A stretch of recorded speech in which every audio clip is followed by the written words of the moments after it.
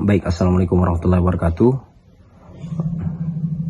Pada kesempatan kali ini kelompok kami akan memaparkan video mengenai motivasi dan manajemen pengambilan keputusan. Nah, kelompok 5 berisikan anggota saya sendiri atas nama Muhammad Sapriyadi, kemudian teman saya ada Muhammad Fahri Ramdhani dan Andi Muhammad Farul Rosi. Menurut Robert Schuller, pentingnya bukan hanya untuk membuat keputusan yang benar, tetapi membuat keputusan itu benar. Sedangkan dari Mark Twain, keputusan yang baik datang dari pengalaman datang dari membuat keputusan yang buruk. Baik, kita masuk di motivasi. Motivasi merupakan kekuatan internal atau eksternal yang mendorong individu untuk bertindak, mengarahkan perilaku, dan mencapai tujuan tertentu. Ini melibatkan dorongan emosional atau keutuhan yang memotivasi seseorang untuk bertindak dan mencapai hasil yang diinginkan. Sedikit cerita inspiratif. Pada suatu hari, seekor burung kecil yang belum bisa terbang dengan sempurna melihat burung-burung besar yang menjelajahi langit. Meski sering jatuh dan terhuyung-huyung, burung kecil itu tak pernah kehilangan semangat. Setiap pagi ia berlatih dengan gigih, meski terasa sulit, ia terus mencoba. Nah, pada suatu hari yang cerah, burung kecil itu mencoba untuk terbang lagi. Nah, meskipun masih goyah, ia merasa angin di sayapnya. Ia terbang, walaupun hanya sebentar. Itu adalah keberhasilan pertamanya. Dengan tekad dan latihan yang tak kenal lelah, burung kecil itu akhirnya menjadi ahli terbang yang sangat tangguh. Keputusan.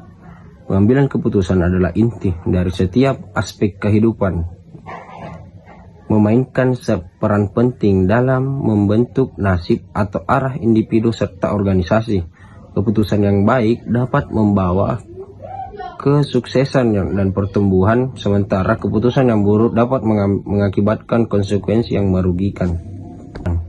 Ada 8 tahap atau langkah yang didapat dari kelompok kami. Yang pertama itu mengidentifikasi masalah atau kesempatan terlebih dahulu. Kemudian yang tahap kedua itu mengumpulkan informasi, kemudian mengidentifikasi alternatif, dan kemudian yang selanjutnya mengevaluasi alternatif, kemudian memilih alternatif yang akan digunakan, dan yang keenam mengimplementasikan keputusan ke alternatif yang dipilih.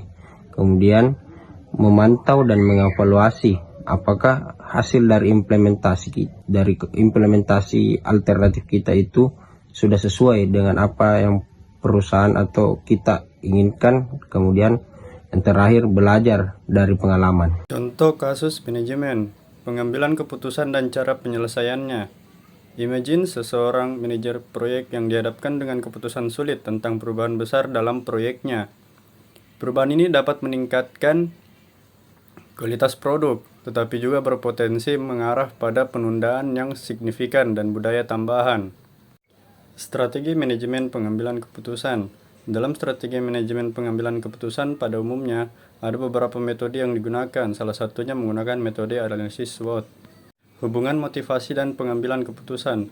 Motivasi dan pengambilan keputusan saling terkait dalam konteks perilaku manusia. Berikut beberapa aspek hubungan antara motivasi dan pengambilan keputusan. Yang pertama, tujuan dan hasrat. Pada beberapa manusia pasti memiliki tujuan atau hasrat yang ingin dicapainya. Maka langkah selanjutnya yaitu dorongan perilaku, yaitu mendorong dirinya sendiri untuk melakukan atau mengerjakan apa yang dia tuju atau dia niatkan. Nah, apabila Anda sudah melakukannya, Anda dapat memberi penilaian pada diri sendiri apakah yang dia lakukan sudah sesuai atau belum. Kemudian kontrol emosional. Dalam konteks motivasi dan pengambilan keputusan merujuk pada kemampuan seseorang untuk mengelola dan mengendalikan respon emosional mereka terhadap situasi atau stimulus tertentu. Ini melibatkan kemampuan untuk tetap tenang, rasional, dan tidak terbawa arus oleh emosi yang mungkin muncul. Dalam hubungan dengan motivasi, kontrol emosional dapat membantu seseorang tetap fokus pada tujuan mereka meskipun dihadapi dengan hambatan atau tantangan. kemampuan untuk mengelola emosi negatif dan tetap termotivasi dalam membantu individu mencapai hasil yang lebih baik. Selanjutnya, dalam konteks motivasi dan pengambilan keputusan dan kepuasan pribadi merujuk pada proses di mana individu membuat pilihan dan mengevaluasi tingkat kepuasan dari keputusan yang diambil. Selanjutnya, persepsi resiko dan reward, dan yang terakhir pilihan dan preferensi. Selanjutnya, bagaimana motivasi dapat meningkatkan kualitas pengambilan keputusan? Motivasi dapat meningkatkan kualitas keputusan melalui beberapa mekanisme dan dampak positif pada perilaku pengambilan keputusan. Berikut adalah beberapa cara motivasi dapat berkontribusi untuk meningkatkan kualitas keputusan.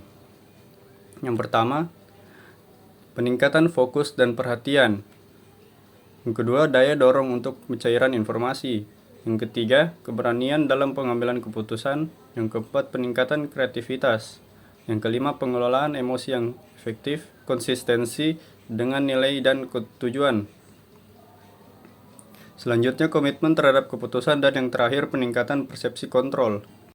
Jadi kesimpulannya, motivasi dan pengambilan keputusan sangatlah penting dalam hidup, baik itu secara individu maupun organisasi, dikarenakan motivasi yang baik dan bagus dipadukan dengan pengambilan keputusan yang cerdas dan benar, maka akan menjadi sesuatu yang sangat penting dalam perubahan hidup individu maupun organisasi.